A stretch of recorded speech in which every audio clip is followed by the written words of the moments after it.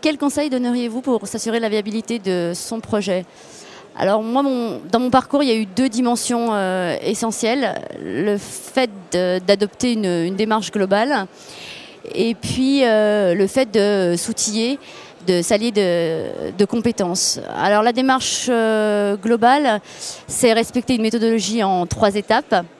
De la validation de son projet, sa mise en œuvre et sa pérennisation.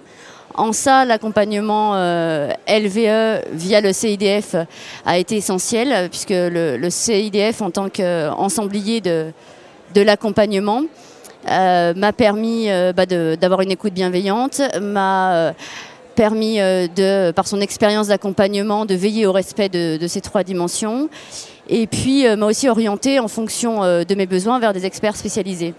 Et c'est là où arrive la deuxième dimension importante pour viabiliser son projet et son entreprise, c'est s'allier de compétences, puisque à chaque étape, que ce soit pour la validation du projet, sa mise en œuvre ou la pérennisation, on doit faire appel à des compétences en dimension commerciale, dimension financière et services associés. Alors bon, pour la dimension commerciale qui était le positionnement, la mise en place de plans d'action commerciale, la mise en œuvre d'actions commerciales, ça c'était mon métier, ça allait.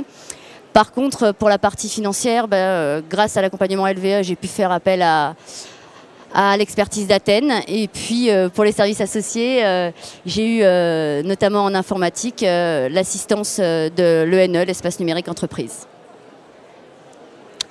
Alors quelle a été votre plus grosse galère dans la création d'entreprise? Ma plus grosse galère, c'est toujours la même, c'est la gestion du temps. C'est gérer les urgences, fixer des priorités pour la réalisation de ses objectifs. Et puis, c'est surtout savoir dire non. Savoir dire non quand c'est pas possible, quand des contraintes de temps sont irréalisables pour réaliser les projets des clients. Et donc, il en va d'ailleurs de sa crédibilité. Votre plus grosse joie dans la création d'entreprise? Ma plus grosse joie, c'est l'indépendance. Aujourd'hui, je sais pourquoi je me lève le matin, je comprends, je connais et j'assume mes objectifs.